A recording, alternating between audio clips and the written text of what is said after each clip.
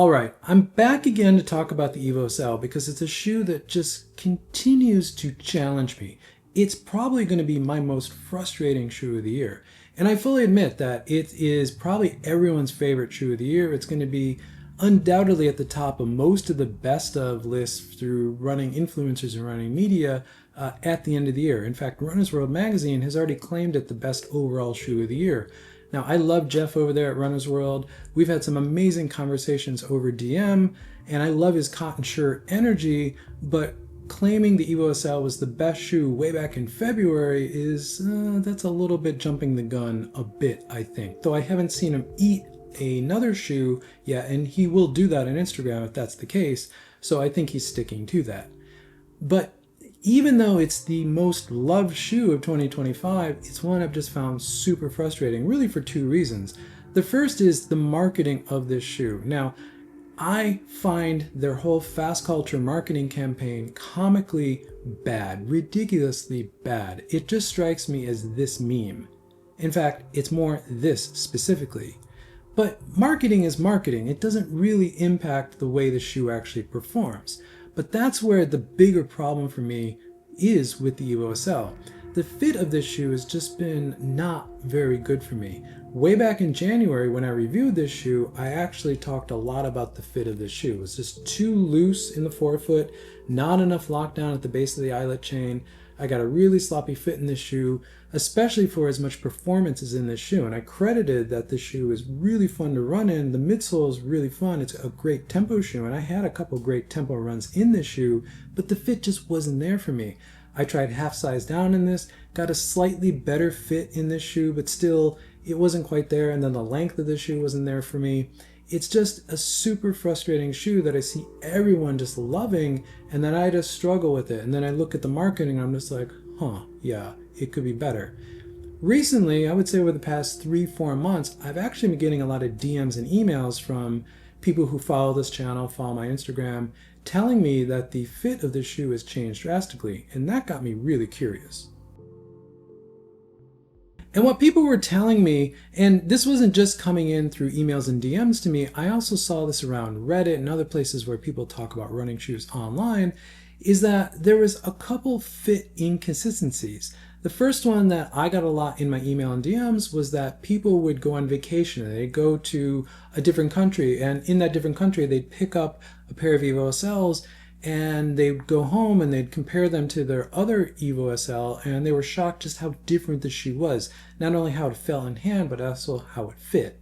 The other one I heard a lot of was people who bought the shoe way back the end of last year or earlier this year, and they either loved it or they didn't like it so much, but they bought a second pair. And they were also shocked how differently that second pair that they bought probably later this spring or early this summer this year fit. Really strange inconsistency there. Now, shoes changing over the course of their production, not completely unheard of. A lot of brands will do this. They'll fix little things. They'll do some minor things to the shoe that maybe will make the fit a little bit different. Usually it's to address some sort of durability issue, but this one seems like it's a little bit more than just a slight little tweak. So here's what I did. Since July, I've been trying on different pairs of Evo SLs at Adidas locations here in Taipei, including their main flagship store, their main boutique, which is kind of their style or fashion store, and one of their key running locations. The places where I bought every other Adidas shoe that I've actually talked about on this channel over the past 2 years. So I know they're legit. I'm not dealing with fakes here. I'm a runner who only buys shoes from the brand. I do not buy shoes from third parties at all, ever.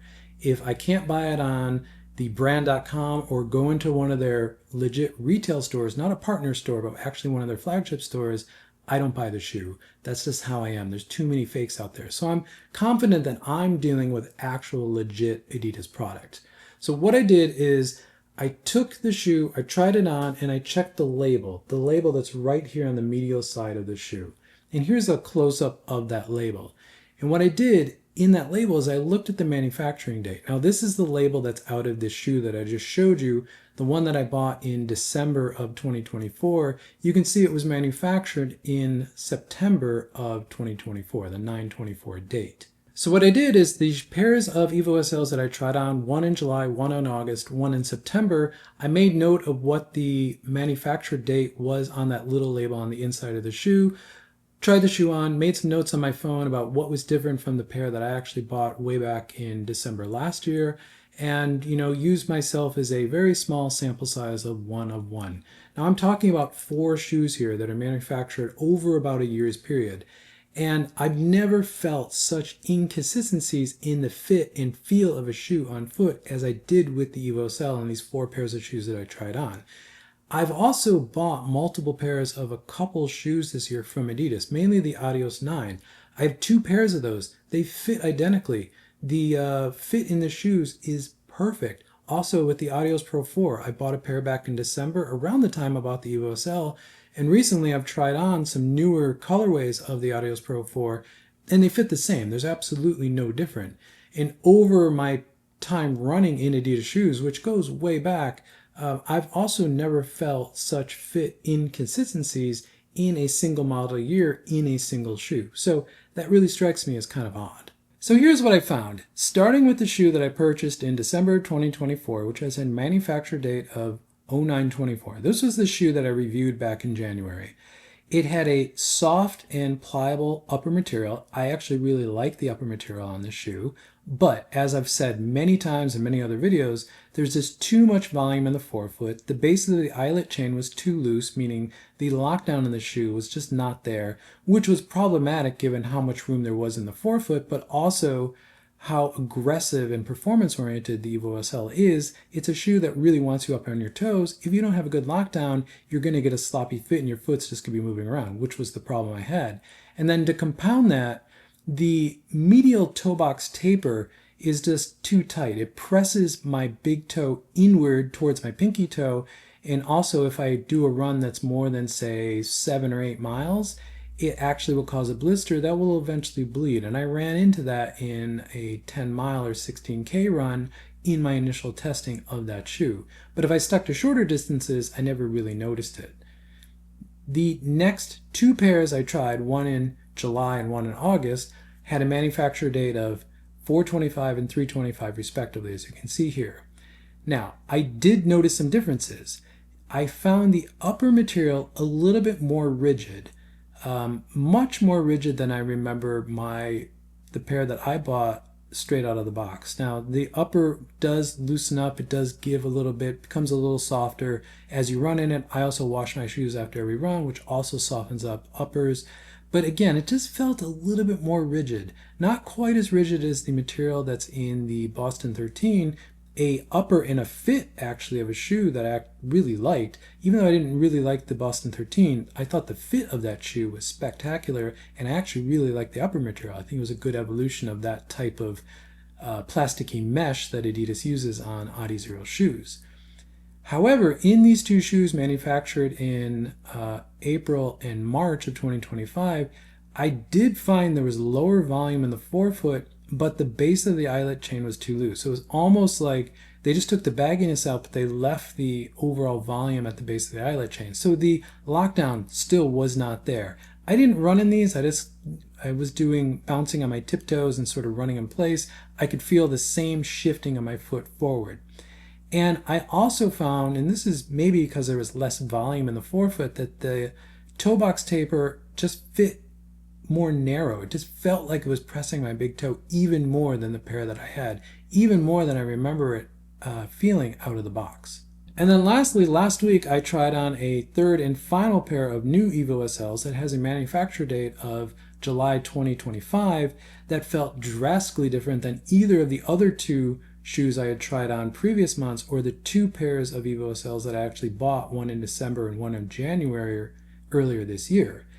And this shoe really surprised me because the upper material now on this shoe with the manufacture date of July 25 was very plastically. It felt very rigid. It felt much more like the Boston 13 upper. It was not the same textile. It still cosmetically looked like the same textile that's on the pair of Evo SLs that I bought. It just felt much more plasticky. The overall volume of the shoe, not just the forefoot, but just the shoe in general, was much lower. The base of the eyelet chain now was actually quite tight, uncomfortably tight. And overall, the shoe was just too narrow, especially on the medial side in the toe box area. It was really now pinching my toes together in a very uncomfortable way. And what was very strange about this was that the heel padding in the shoe felt much firmer than the shoe that I've run in, the one that I bought back in December of 24. And overall, the shoe felt stiff. Not firm, it was still the Lightstrike Pro, it still had that bounce to it, just felt stiff, like the materials and the adhesives and the glues in the shoe were just, everything was too stiff. There was maybe too much of it, or they were using different materials. Overall, it felt like a completely different shoe. So different that my recommendation now is if you're buying a pair of Evo SLs that has a manufacture date of July of 2025 or later, I guess, I don't really know where this breaks down, I would actually recommend going up half a size in the Evo SL. That's how small the last Evo SL that I tried on last week was. Now, I actually checked the box to make sure I was in the men's version. I asked the sales associate, make sure this is a men's version. They confirmed it wasn't the women's fit, which will fit smaller and tighter. So this shoe was very drastically different. And this was at the flagship Adidas store. So I know this was a completely legit shoe and, straight from the source. And here's the thing about the Evo SL. Fundamentally, there's nothing really new or groundbreaking in the shoe. The newest thing was the upper textile on the shoe, but it was reminiscent of some non-Adizero uppers that Adidas was using across other lines. So fundamentally, the geometry and design language of this shoe come directly from the Evo 1, a shoe that Adidas really nailed, really fine-tuned, and I would say is probably one of the most important running shoes to come out since 2017, maybe the most important shoe. And I will also say the fit and the feel of the Evo 1 on foot is near perfection. This shoe, the Evo SL, does not fit at all like the Evo 1. I don't know why they changed it. Well, I kind of have my feelings why they changed it, but this is not the same fit as the Evo 1.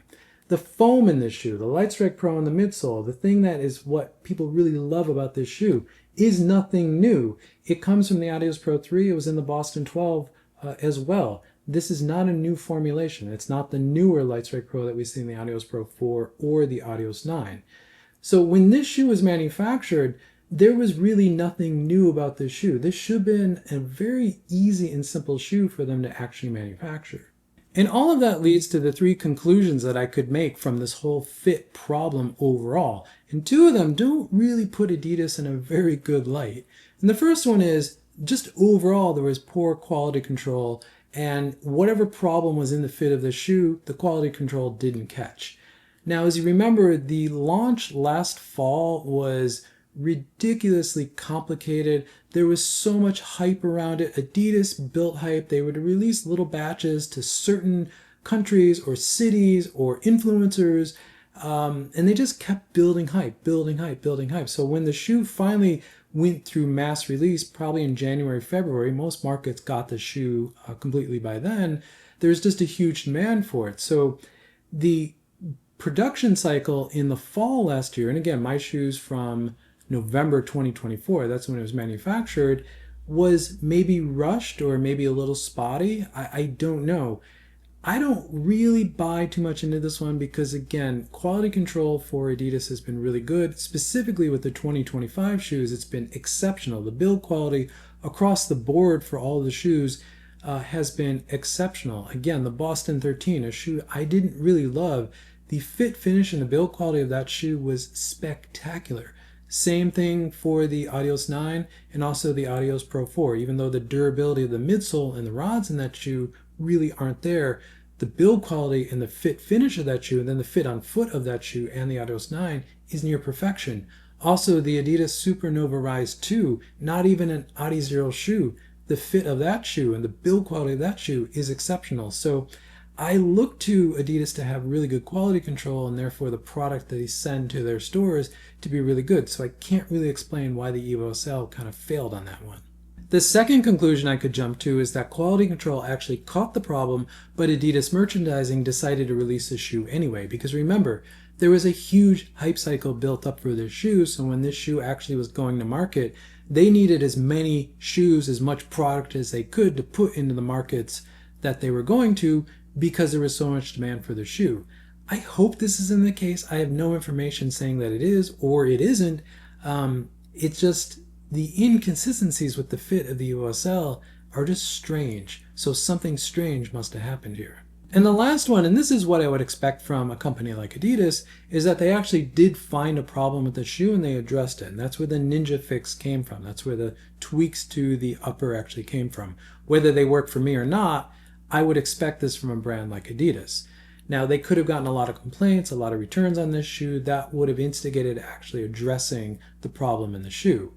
Now, the latter two actually make me think, and I've talked about this before in videos about the Evo SL this year, that I do think there is a disconnect right now between Adidas product and Adidas marketing. It feels like the Evo SL was designed and built to be one thing and then it was marketed as something else.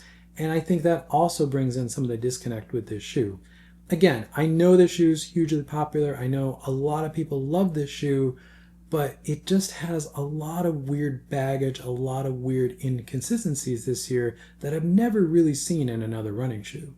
And to cap all of this off, I would say over the past month or so, I'm starting to hear rumors and people talking about what the next generation of the Evo SL will be, an Evo SL 2.